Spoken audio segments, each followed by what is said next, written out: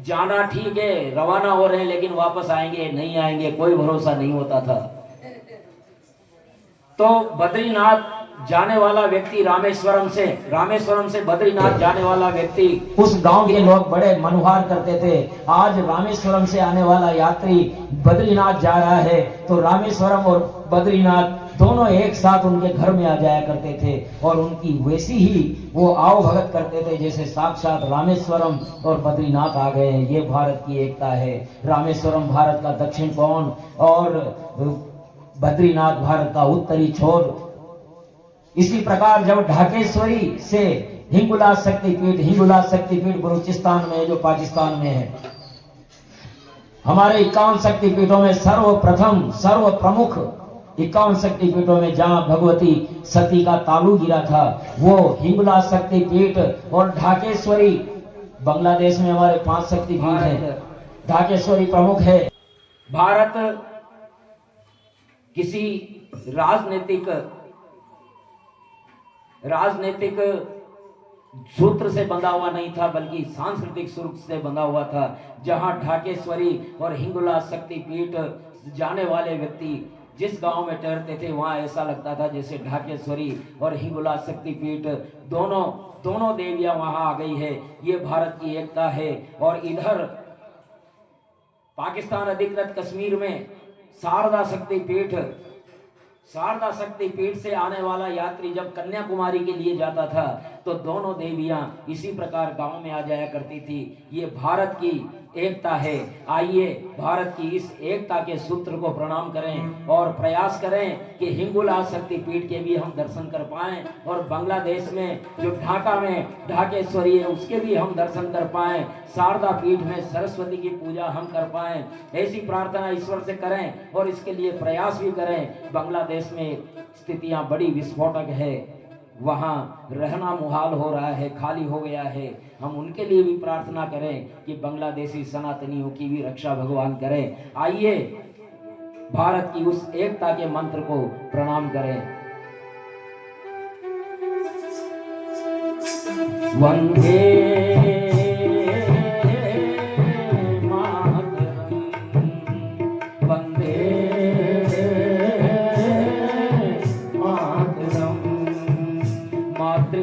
तुझको मेरा नमन, तेरा वैभव ही मेरा सपन।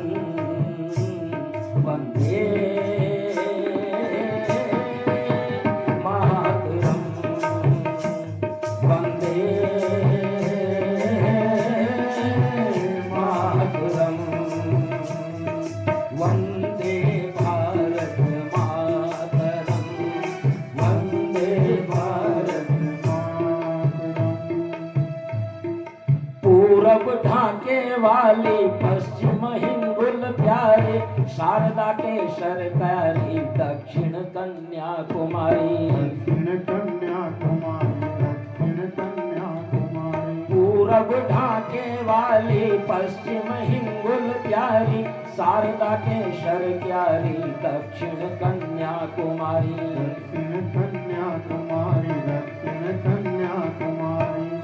आदिशक्ति का अपना सदन, आदिशक्ति का अपना सदन, तेरा वैभव ही मेरा सपन।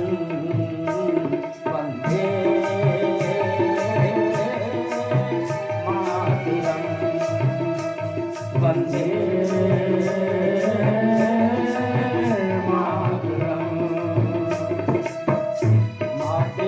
तुझको मेरा नमन, तेरा वैभव ही मेरा सपन। वंदे मातरम,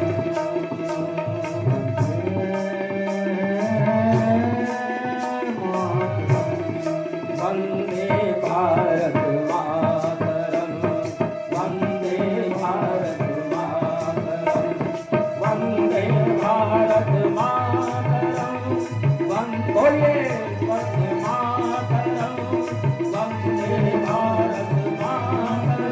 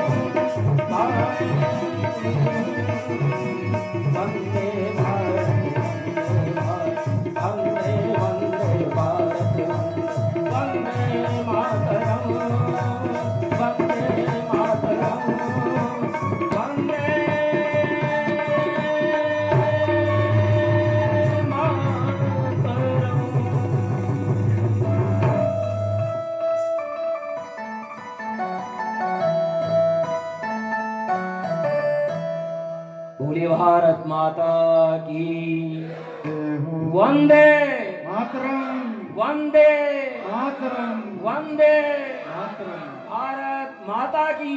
जय हो। ये भारतवर्ष का वर्णन। और ये इधर उधर की बात मत समझना, ये हमारे शास्त्रों का वचन है।